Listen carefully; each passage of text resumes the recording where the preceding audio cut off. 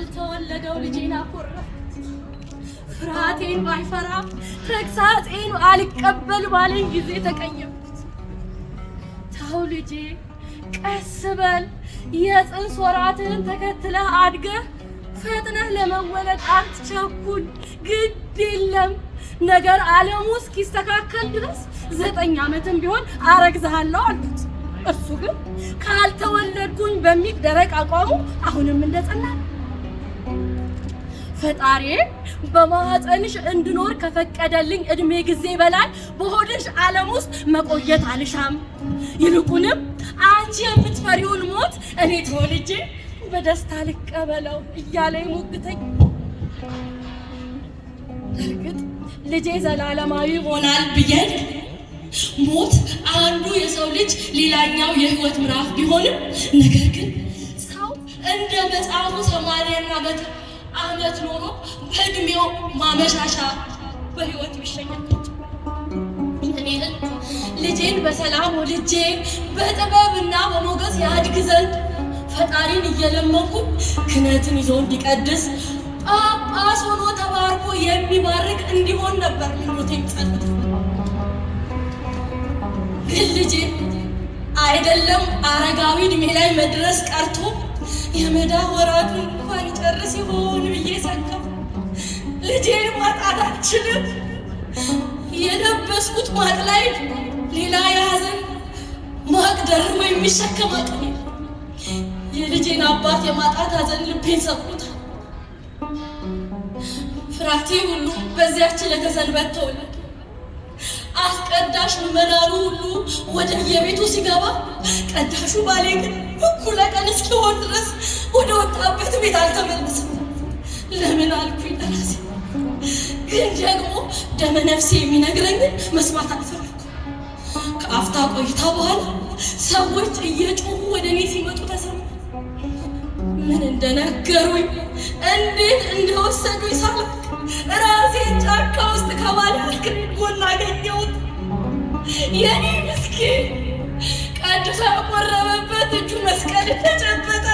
የፊተኝ ታስሮ ጾምና ስግደት ያደከመው አካሉ መሬት ላይ ተጥሎ አገኘሁ። ከቆሙ ስር የሚፈሰው ትኩስ ደም የጫካው መሬት ጠጥቶታል። ሙሽራው ባሌን ነጠቁኝ። መጣመራዊ ፍስሐ ለኩሉ በሰላም ዕፃው ተቀበሉ ተብሎ ወደ ቤታችን ስንገባ የተዘመረው ዝማሬ ገና ከጆሮአችን ሳይጠፋ የአብራኬን ክፋይ የወገቡን ፍሬ ስሞ ሳይመረቅ ሙሽራው ባሌን ነጠቁኝ። ለማላቅስ አገልጋይ ልጆቿ ስለሚገደሉባት ቤተክርስቲያን ሳገለግለው ልኖር ለወደድኩት ባሌ ይችን ላላያት ልጄ ወይስ ለራሴ ለማላቅስ? አንዲቷና አረቲቷ ቅድስት ቤተክርስቲያን ትፈተን ይዛለች። ካህኑ ከታቦቱ ስር ሲሰዋ፣ ዲያቆኑ ሲሰደድ እንዳይኖርም ሲወገድ፣ ቤተክርስቲያናችን ለሰዓት ስትማገድ በተመለከትኩኝ ጊዜ ለምዕመናን የተመዘዘው ሰይፍ በአንገቱ ማህተም ለሚያስረው ጨቅላው ልጄ እንደሚተርፍ ልቤ በነገረኝ ጊዜ የሰውነቴ ጅማቶች በፍርሃት ሲስፈቱ ተሰሙ። ለዛም ነው ተው ልጄ አትወለድ ብዬ መሞገቴ። ቀኑን ስጋት መዓልቱን ፍርሃት ባረበበበት፣ ፈተና ይሁን መቅሰፍት በሰፈነበት፣ የጥፋት እጆች የመሰሱት ሰይፍ ወደ ሰገባው ባልተመለሰበት በዚህ ጊዜ መወለድ አይበጅህም። ለዚህ ነው ሕይወት ለአንተ ረመጥ፣ ለእኔ ደግሞ ዳግም ምጥ ይሆንብኛል። አንተንም እንደ አባት ገለውብኝ ከማብድ ግድ የለም ልጄ ቀስ ብለህ ተወለድ ማለት መስክሬ ልሙት ባዩ ጥንሱ ልጄ ግን ሊሰማኝ አልወደድም። እናም ዕለት ከዕለት እያደገ ሆዴንም እየገፋ መጣ። የካህን ሚስት አይደለሽምን? እኔን የወገቡን ፍሬ ያላየ አባቴ አንቺን ግን ዓይንሽን እያየ ስለ አጽናኙ መንፈስ ቅዱስ ነገረሽምን? ወንጌልን እየመሰከረ የቅዱሳኑን ገድል አላስተማረሽምን? አባቴ አስተማረሽን የቅዱሳኑን ታሪክ፣ የቅድስት ኢየሉጣንና የልጇን ታሪክ አንቺ ደግሞ ለእኔ መስክሪልኝ። አባቱም ነበር የሚያደርገው። አንዳች ነገር ውስጤን ባስጨነቀው ጊዜ ከብሉይ አሊያም ከአዲሳት መጽሐፍት አንዱን ምዕራፍ ጠቅሶ ሞገስ ባለው ድምፁ ሲያነብልኝ ነፍሴ ስትረጋጋ ይሰማኝ። ልጁ ደግሞ በመስማት ሳይሆን በመነቅ እጽናና ዘንድ የቅዱሳኑን ታሪክ ንገሪኛል። ቅድስት ኢየሉጣ በሮም ግዛት አንጌቤን በሚባል ሀገር በፈሪሃ እግዚአብሔር በክርስትና ሃይማኖትና በበጎ ምግባር ጸንታ የምትኖር ደግ ሴት ነበረች። ይህንን ታሪክ ሳያውቀው ቀርቶ ሳይሆን ከኔ አንደበት መስማት ከመፈለጉም በላይ የቅዱሳኑ ተጋድሎ ዳግም በእኛ ሕይወት ውስጥ ቢመጣ በደስታ ሊቀበለው ልቡ መሻቱን እንዲነግረኝ መውደዱን ልቤ ቢያውቅ ታሪኩን ግን ቀጠልኩለት። ቅድስት ኢየሉጣ በስርዓት ያሳደገችው ቂርቆስ የሚባል ሕፃን ልጅ ነበራት።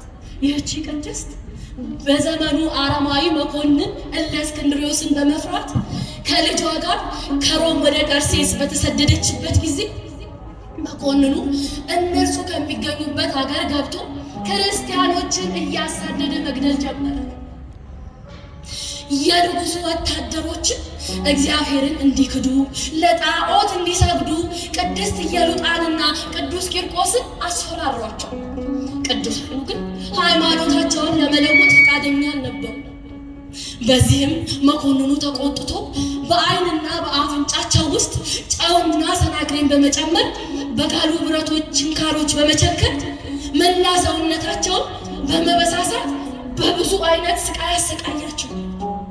ዳግመኛም በፈላ የጋን ውሃ ውስጥ ቅዱሳኑን ሊጨምራቸው ሲል ቅድስት ኢየሉጣ በፈራች ጊዜ ሕፃኑ ቅዱስ ቂርቆስ እናቴ ሆይ አትፍሪ፣ አናንያን አዛርያንና ሚሳኤልን ከእሳት ነበልባል ያዳናቸው እግዚአብሔር እኛንም ከዚህ የፈላ ውሃ ያድነናል እያለ ያረጋጋትና በተጋድሎዋ እንድትጸና ወደ እግዚአብሔር ይጸልይላት ነበር። ከዚህ በኋላ ተይዘው ወደ ጋን ውስጥ ገቡ። ያ ውሃ እንደ ውርጭ ቀዘቀዘ። በመጨረሻ ከእግዚአብሔር ቃል ኪዳንን ተቀብለው በመንፈቀ ሌሊት አንገታቸው ተቆርጦ በሰማዕትነት አርፈዋል። እስከ ሞት ድረስ በታመኑለት አምላካቸው ከእግዚአብሔር ዘንድ የሕይወት አክሊልን ተቀብለዋል ብያልኩት። እርሱም እንዲህ አለ፣ እናቴ ሆይ የቅዱሳኑን ታሪክ ተጋድሎ የምንማረው እንድናውቀው ብቻ ሳይሆን ይልቁንም እንድንኖረው ነው።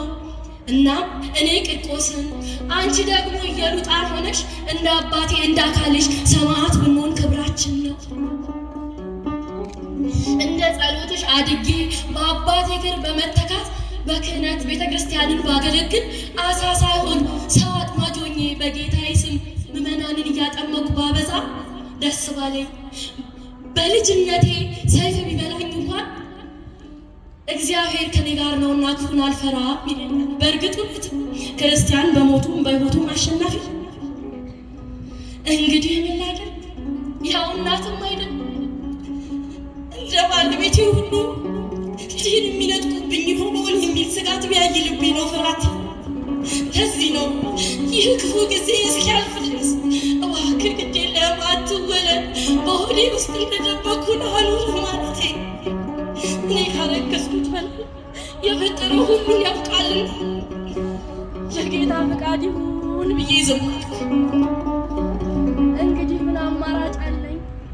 የጌታ ፈቃድ ይሁን ብዬ ዝም አልኩ።